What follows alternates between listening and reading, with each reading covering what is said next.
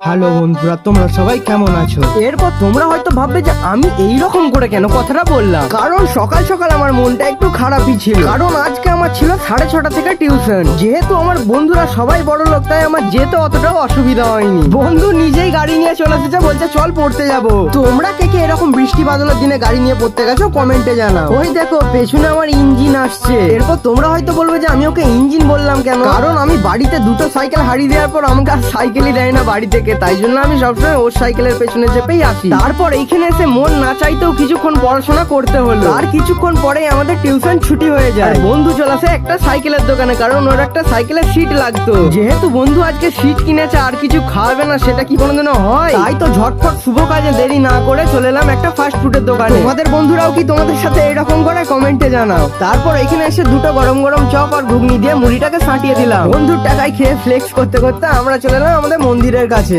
মন্দিরের কাছে এসে যে যার বাড়ির দিকে রওনা দেয়। চলো এরপর আমিও বাড়ি যাই, ততক্ষণের জন্য বাই।